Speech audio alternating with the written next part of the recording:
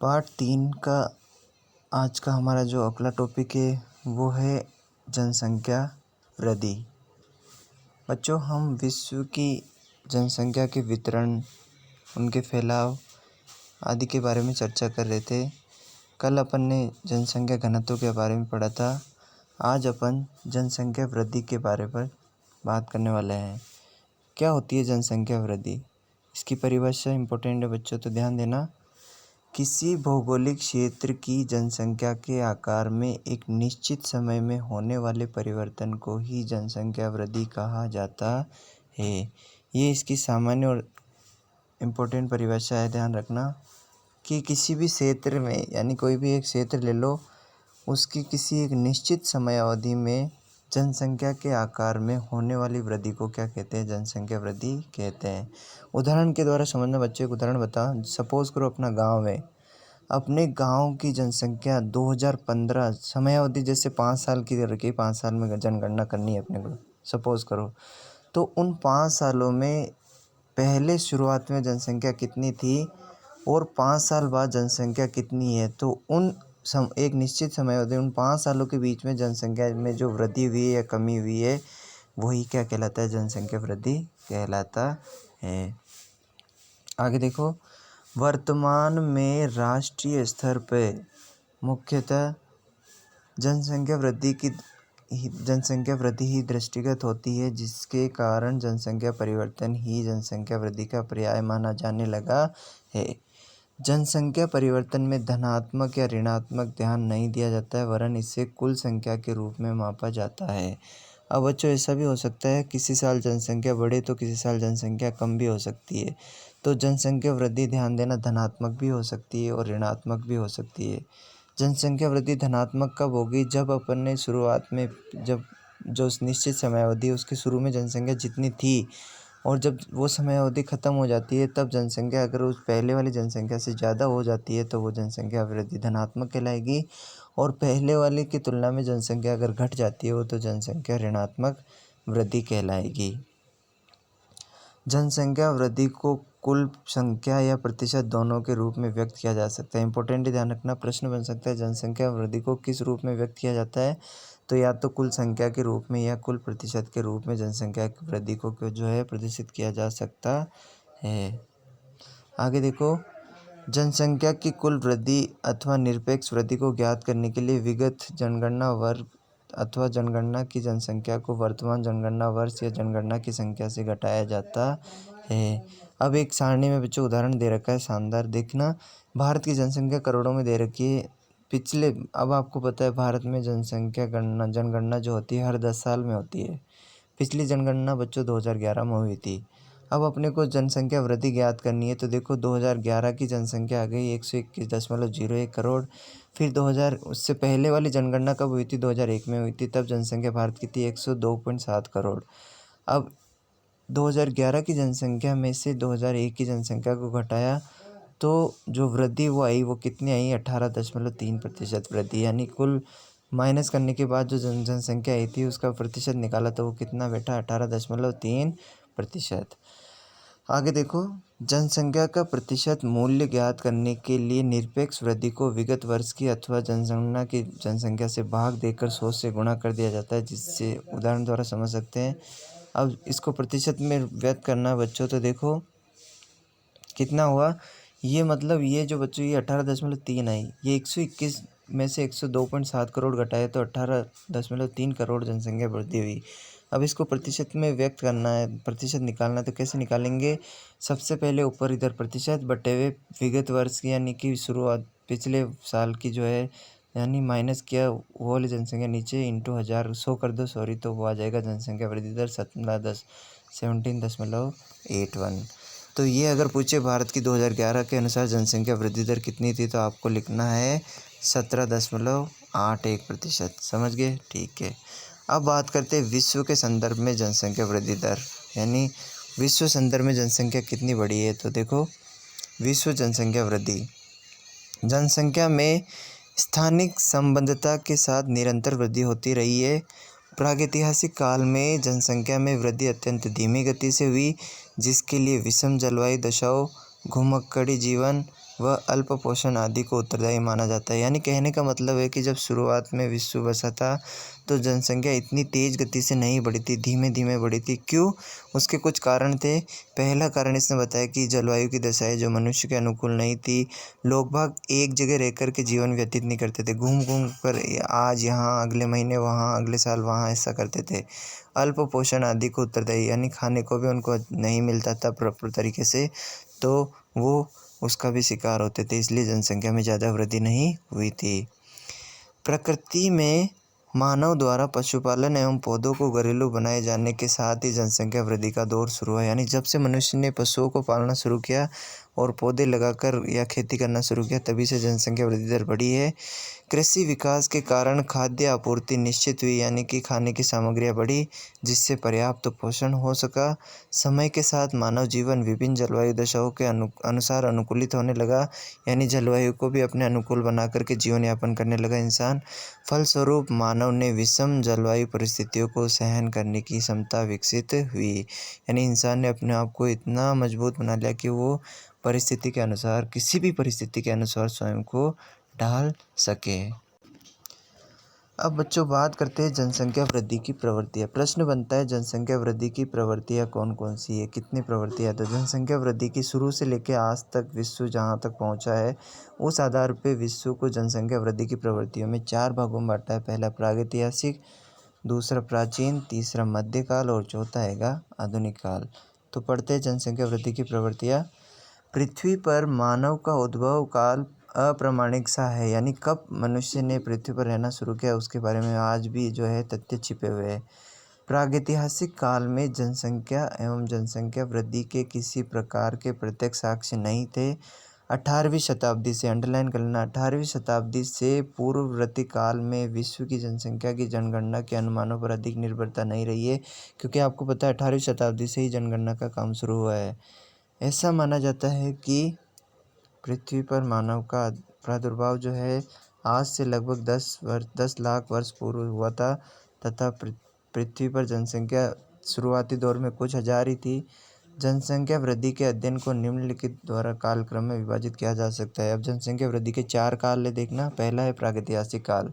इस काल का प्रारंभ भोजन संग्रहण एवं आर्थिक व्यवस्था से माना जाता है। यानी शुरुआत में इंसान जो है जंगलों से घूम करके भोजन या इकट्ठा करता था या शिकार करके अपना जीवन चलाता था। आखेट एवं भोजन संग्रहण पुरापाषाण काल में स्थलीय भागों पर भी होता था। महाद्वीपों पर बर्फ का कम होने के उपरांत अफ्रीका, ऑस्ट्रेलिया, दक्षिणी यूरोप, दक्षिणी पश्चिमी एवं पूर्वी एशिया में मानवीय विस्तार का अनुमान लगाया जाता है। अमेरिका भूमि पर मानवीय उपस्थिति से पूर्व पृथ्वी पर लगभग 33 लाख लोग रहते थे। यानी प्रागैतिहासिक काल में बता रहा है, शुरुआत में जनसंख्या केवल विश्व की 33 लाख ही थी, जो बढ़कर 15,000 वर्ष के बाद 53 लाख हो गई थी। जिस आधार पर अनुमान लगाया जा सकता है, इस समय संसार का औसत घनत्व 0.04 व्यक्ति प्रति वर्ग किलोमीटर निवास करते थे। अब प्रागैतिहासिक काल में जनसंख्या का आपको लिखना है कि शुरुआत में 33 लाख लोग रहते थे, बाद में 15,000 वर्ष बाद में जो है 53 लाख हो गए थे, और इस समय तक जनसंख्या का जो जनघनत्व है, यानी प्रति वर्ग किलोमीटर में निवास करने वाले लोगों की जो संख्या है, वो केवल 0.04% प्रति व्यक्ति प्रति वर्ग किलोमीटर ही था। इसके अलावा बताना है प्रागैतिहासिक काल में मनुष्य जो है भोजन संग्रहण और आखेट व्यवस्था पर निर्भर था। इन चीज़ों का आपको बताना है। अगली जो है प्रवृत्ति को देखना, वो है प्राचीन काल। प्राचीन काल कब से माना जाता है बच्चों? देखो, आज से लगभग 6000 वर्ष पूर्व विश्व के कुछ सीमित भागों में मनुष्य न केवल कृषि वरन पशुपालन भी शुरू कर दिया था।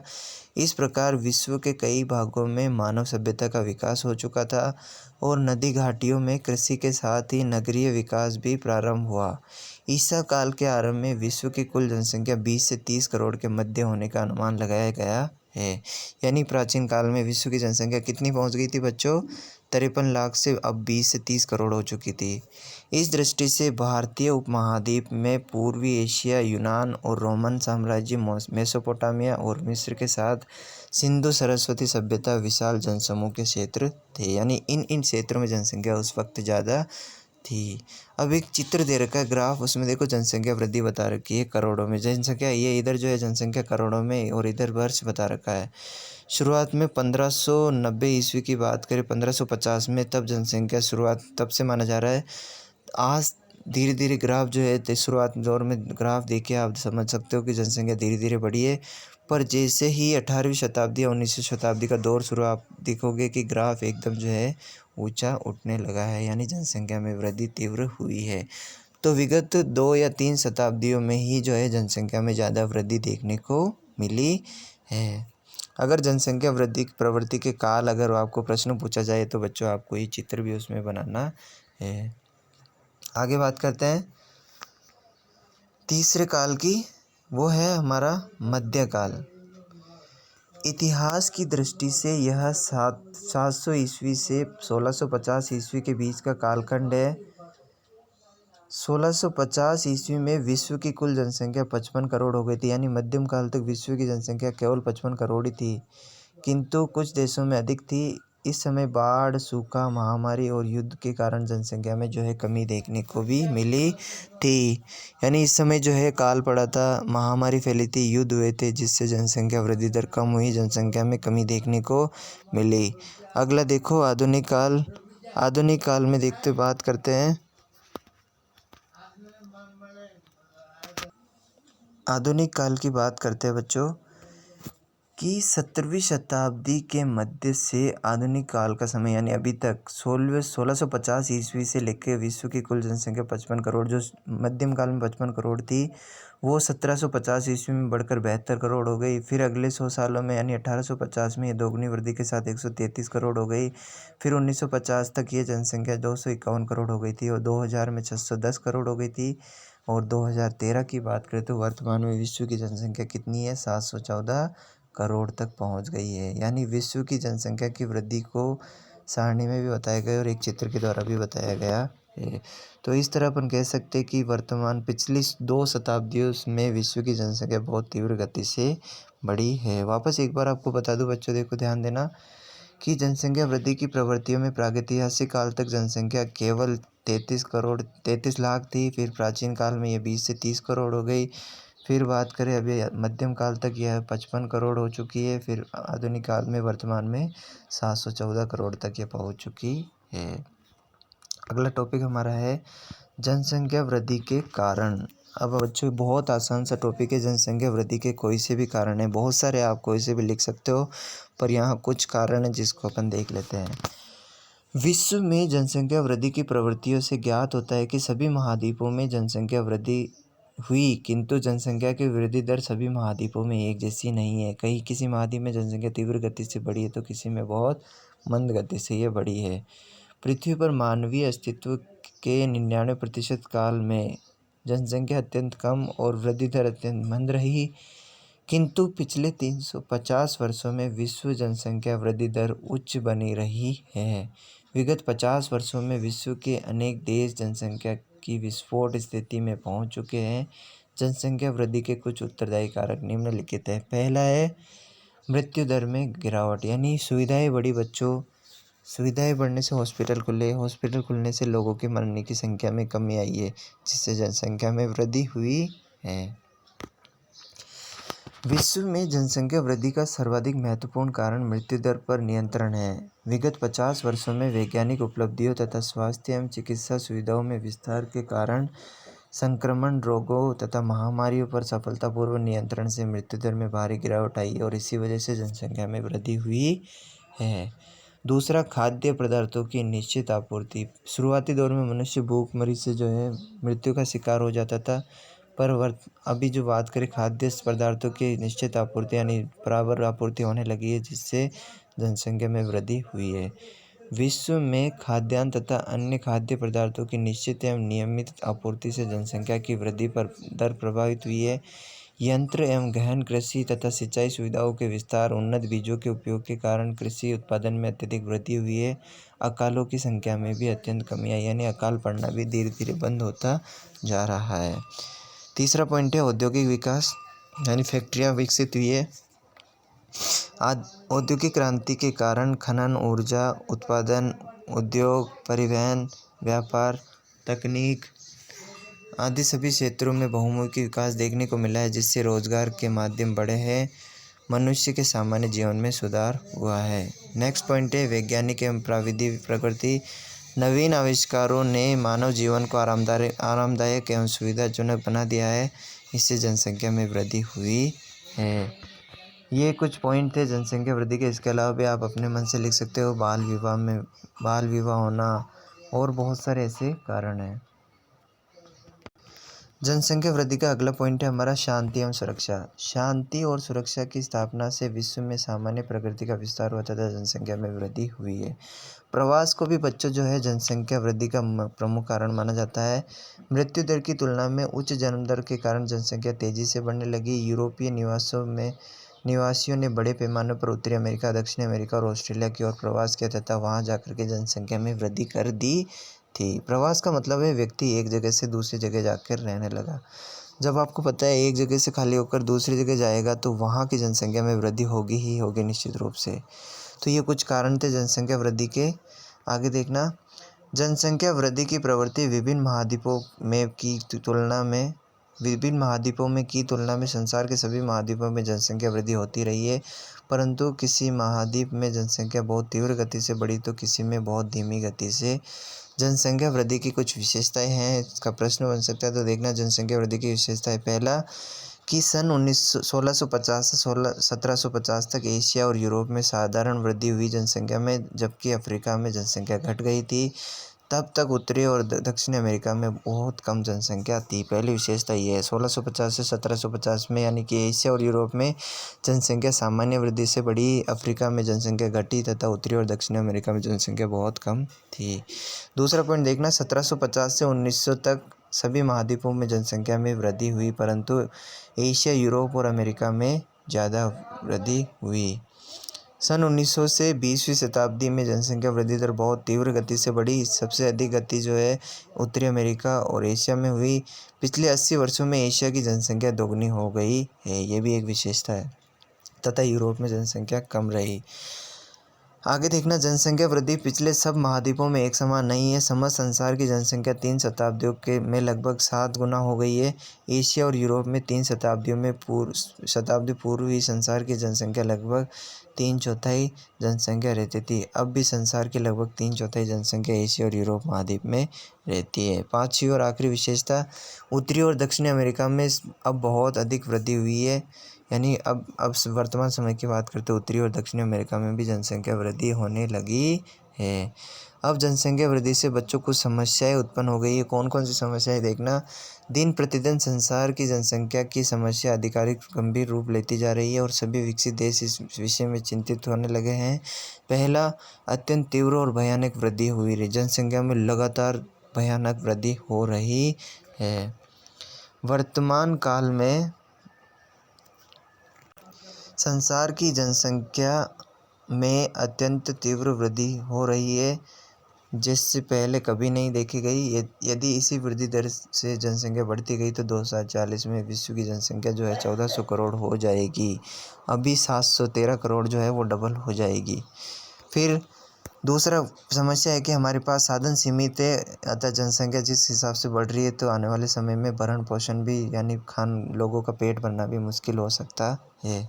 तीसरा पॉइंट है वितरण संकेंद्रित। पृथ्वी पर जनसंख्या का वितरण सर्वत्र समान नहीं है, केवल थोड़े से भाग में ही जनसंख्या बहुत ज़्यादा रहती है, इसलिए यह बहुत बड़ी चिंता का विषय है। और वो कौन कौन से क्षेत्र है जहाँ जनसंख्या ज़्यादा है, उसमें चीन, Japan, Korea, Bharat, Pakistan, Indonesia प्रमुख है। यानी इन देशों में जनसंख्या ज़्यादा है, बाकी देशों में कम है, तो ये एक चिंता का विषय बना हुआ है।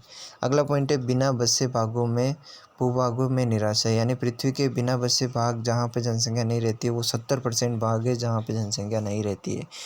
इससे भविष्य में भी मानव निवास होने या बढ़ने की आशा नहीं है। यानी वो क्षेत्र जहाँ अभी भी उन क्षेत्रों में जनसंख्या के फैलाव का कोई अपन तय नहीं कह सकते कि आने वाले समय में भी वहाँ पे जनसंख्या फैलेगी। लास्ट पॉइंट है प्राकृतिक और मानवीय प्रतिबंध। जब किसी प्रदेश की जनसंख्या का भार वहाँ के भौतिक संसाधन धारण नहीं कर सकते तो उस प्रदेश में भूखमरी फैल जाती है। गरीबी के कारण रहन सहन का स्तर इतना नीचे गिर जाता है की बीमारी और महामारी से मृत्यु दर बढ़ जाती है। अब इन समस्याओं के कुछ समाधान बता सकते हैं अपन। देखना, पहला, भौगोलिक संसाधनों का अनुकूलतम प्रयोग करें, यानी जो संसाधन प्रकृति ने हमें दिए उनका उचित उपयोग करें। दूसरा है औद्योगिकरण, परिवहन, संचार साधनों, खनिज निर्माण उद्योगों की उन्नति तथा कोयला, पेट्रोल, बिजली के अधिकतम उत्पादन पर नियंत्रण आवश्यक है। शिक्षा का प्रसार करें, लोगों में वैज्ञानिक और तकनीकी विकास करें। कृषि का नवीनीकरण करें ताकि अधिक से अधिक खाद्यान्न मिल सके। सागरीय संसाधनों का उपयोग करें, समुद्रों में अनेक संसाधन पाए जाते हैं, उनका यूज़ किया जाए। जनसंख्या का अल्प बसे क्षेत्रों में प्रवास किया जाए, यानी वे क्षेत्र जो अभी भी खाली पड़े हैं विश्व में, वहाँ पे जनसंख्या को भेजा जाए। देरी से विवाह किया जाए, परिवार नियोजन कार्यक्रम अपनाया जाए और संतति निग्रह, ये कुछ समाधान है जो जनसंख्या की वृद्धि को रोकने में महत्वपूर्ण साबित हो सकते हैं।